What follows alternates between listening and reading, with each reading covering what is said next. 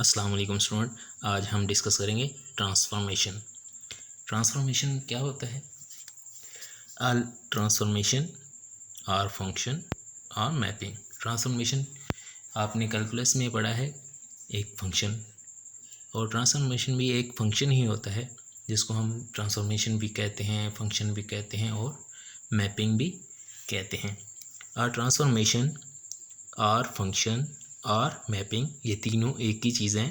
T from R N to R M is a rule that assign to each vector X in R N a vector tx in Rn.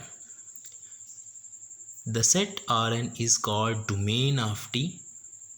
जो Rn है वो domain of T कहलाता है। And Rm is called codomain of T। जो Rm है वो codomain of T कहलाता है। The notation T Rn से Rm indicates that domain of T is Rn and codomain in is Rm. For x in Rn, the vector T of x in Rm is called image of x under the action of T. The set of all images T of x is called the range of T।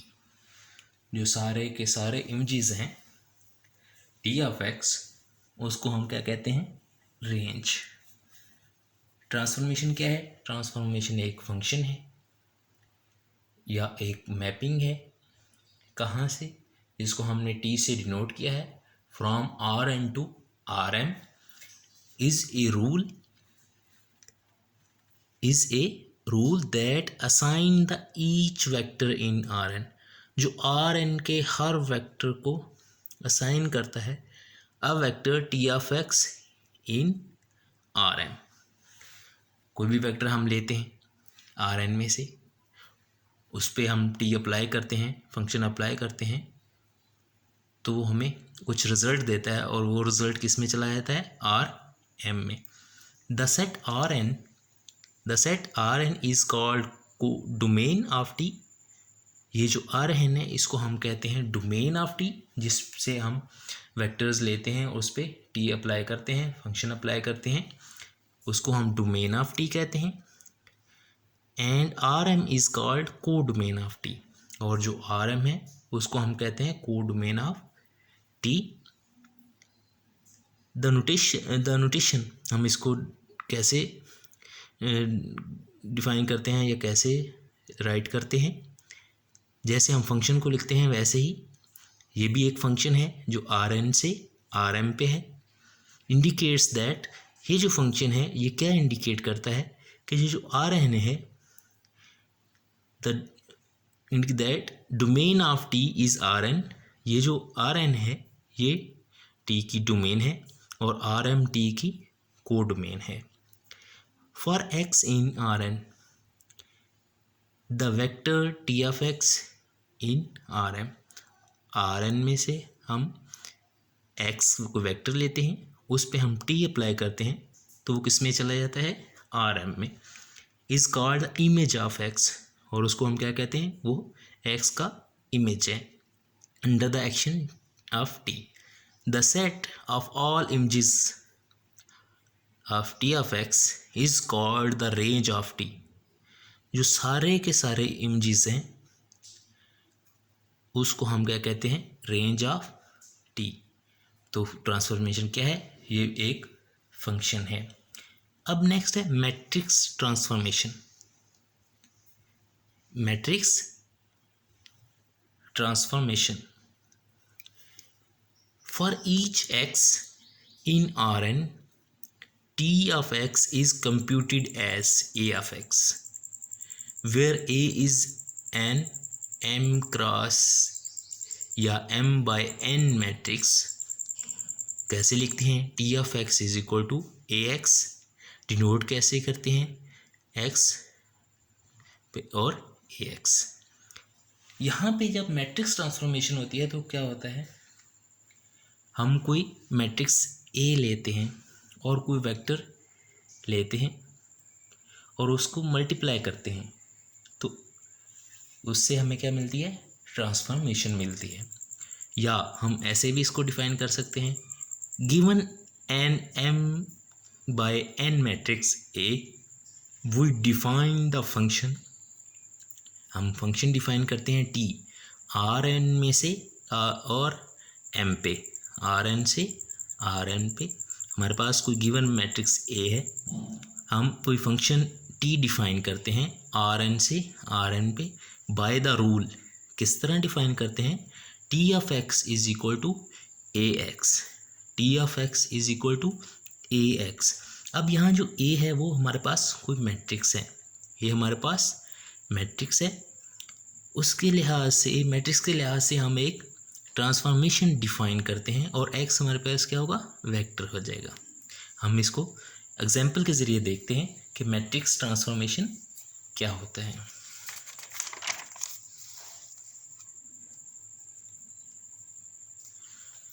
अब देखिए example है एक हमारे पास,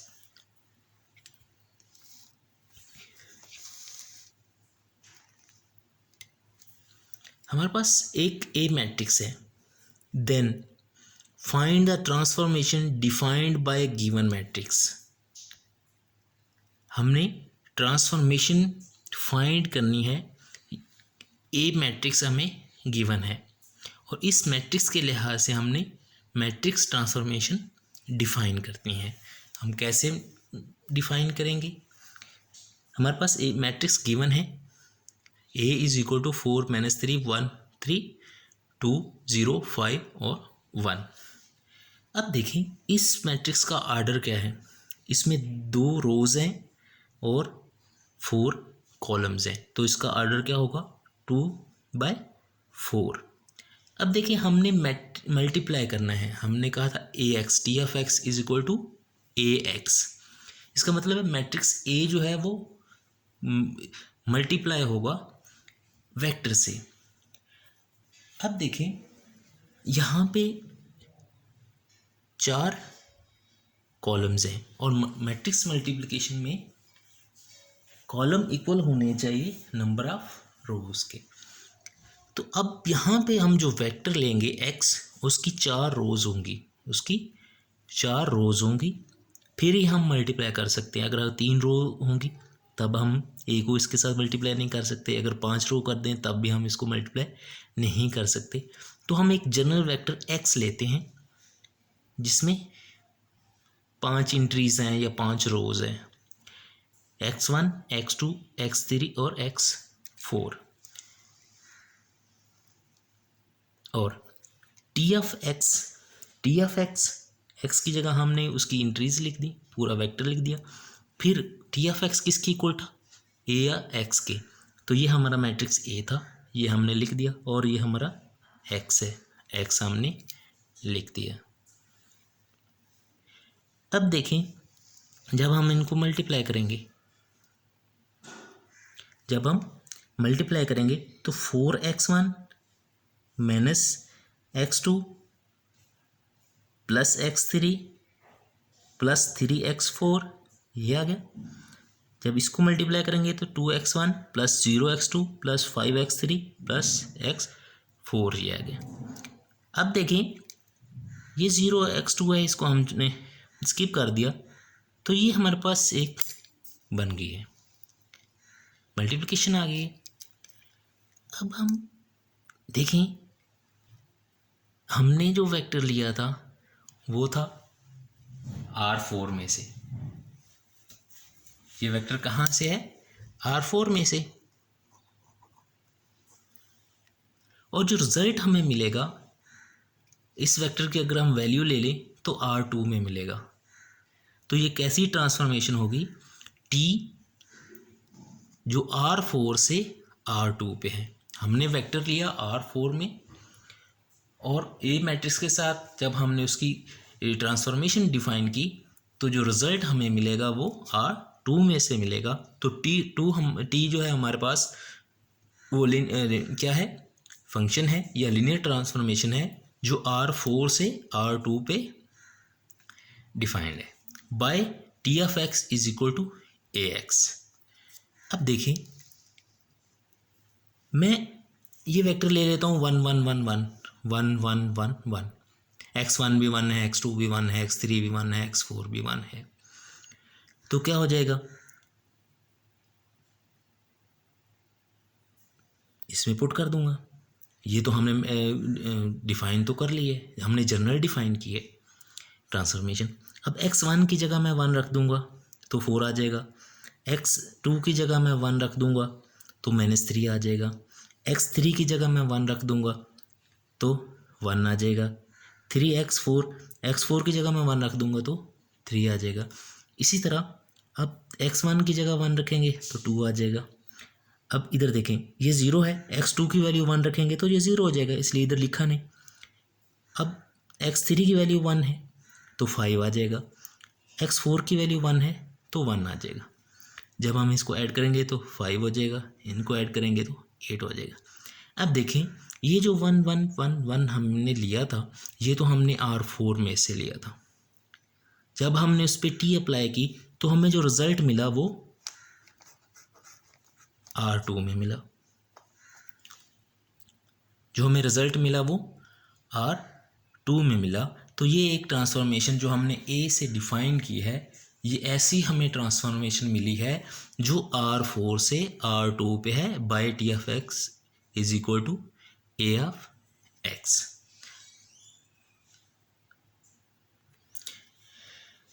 वो तो थी just transformation और matrix transformation. अब हम देखते हैं कि लीनियर ट्रांसफॉर्मेशन क्या होता है। लीनियर ट्रांसफॉर्मेशन क्या होता है? आर ट्रांसफॉर्मेशन और mapping T is linear if T of U plus V is equal to T of U plus T of V for all U V in domain of T. हमारे पास हम दो vector लें, उनको add करें, दो vectors को add करके टी अप्लाई करें, वो इक्वल होगा कि अलग-अलग पे टी अप्लाई करके हम उनको ऐड कर दें। वेक्टर्स v और वेक्टर u, हमारे पास दो वेक्टर हैं, हमने उनको ऐड किया, फिर हमने ट्रांसफॉर्मेशन अप्लाई की, जो रिज़ल्ट हमारे पास आएगा वो इक्वल होगा। अगर u वेक्टर पे हम ट्रांसफॉर्मेशन अप्लाई करें प्लस v वेक्टर पे हम ट्रांसफॉर्मेशन अप्लाई करें तो ये रिज़ल्ट इक्वल हो for all U V in domain of T.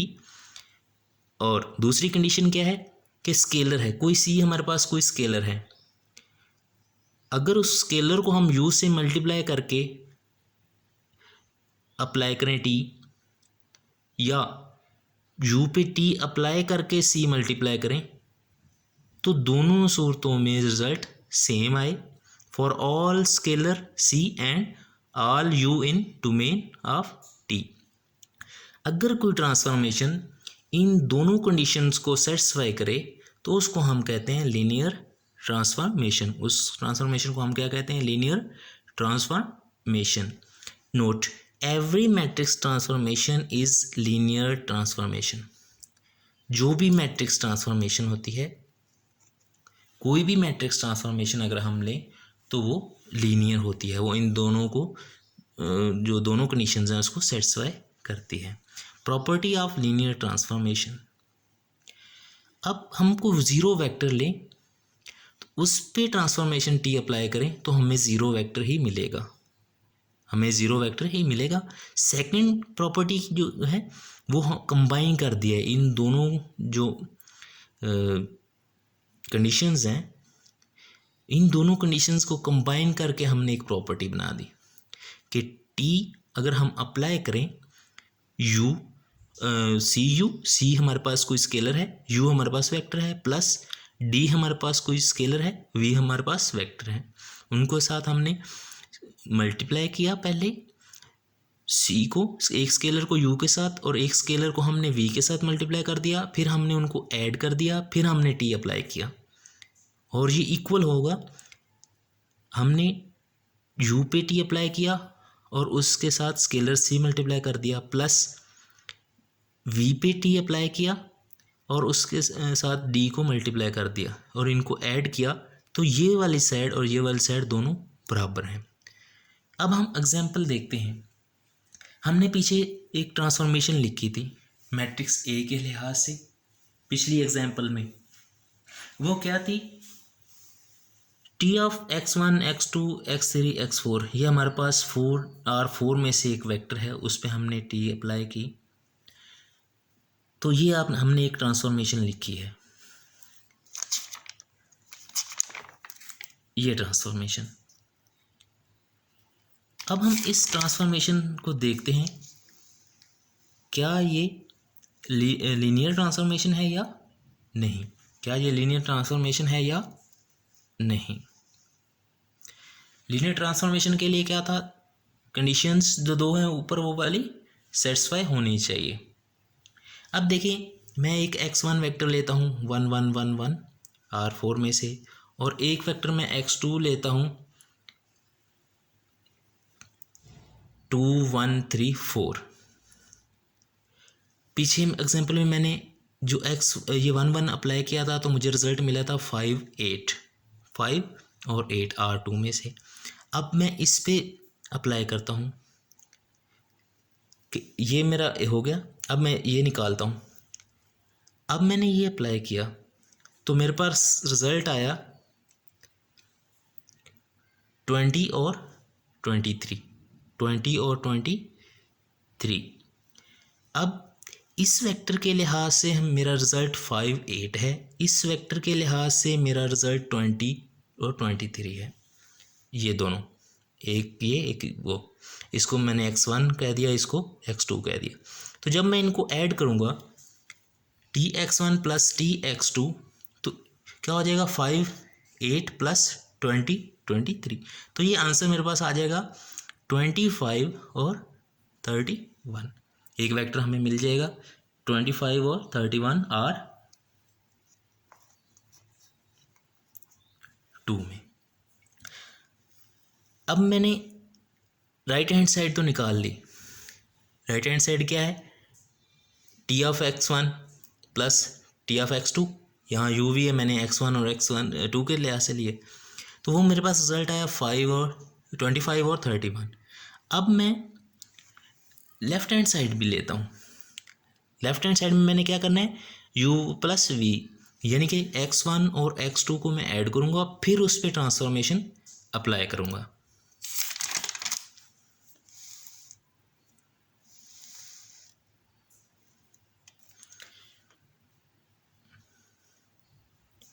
जी,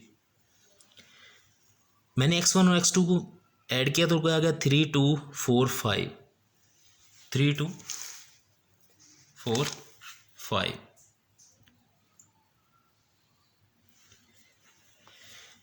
अब इस पे मैंने ट्रांसफॉर्मेशन अप्लाई की तो मेरे पास आ गया 25 और 31, 25 और 31। अब ये left hand side right hand side की इक्वल है, तो एक कंडीशन जो है लीनियर ट्रांसफॉर्मेशन की वो सेटिस्फाई हो गई। अब हमारे पास दूसरी कंडीशन क्या थी कि हम कोई स्केलर मल्टीप्लाई करते थे और फिर उस पर ट्रांसफॉर्मेशन अप्लाई करते थे। फिर हम दूसरी साइड पे क्या करते थे कि स्केलर जो था वो बाहर निकालते, पहले हम उस वेक्टर पे अप्लाई करते, फिर उसके साथ स्केलर मल्टीप्लाई करते थे। जी, अब हमने c की वैल्यू ले ली है 2, x1 हमने ले लिया है वेक्टर 1 1 1 और 1 R4 में से। हम पहले cx1 निकालते हैं तो हो जाएगा 2 2 2 2। LHS लेते हैं, LHS क्या है? tcx1, तो ये cx1 है। इसमें जब हमने ट्रांसफॉर्मेशन पे अप्लाई किया तो हमारे पास रिजल्ट आ गया 10 16, 10 और 16 एक वेक्टर हमें मिल गया। अब हम क्या करते हैं? RHS लेते हैं कि c को बाहर रखते हैं, पहले x1 पे अप्लाई करते हैं। तो x1 पे हमने अप्लाई किया, 2 बाहर रह गया, तो 5 और 8 आ गया। जब हमने अंदर 2 मल्टीप्लाई किया तो 10 और 16 आ गया। जब 10 और 16 आ गया तो ये कंडीशन सेकंड क्या थी हमारे पास t of c x one is equal to c t of x one. तो ये सेकंड कंडीशन थी। अब देखें t of c x one हमारे पास मिला हमें 10 और 16, और c into t x one हमें मिला 10 एंड 16। अब देखें ये दोनों इक्वल हैं, तो सो क्या हुआ, ट्रांसफॉर्मेशन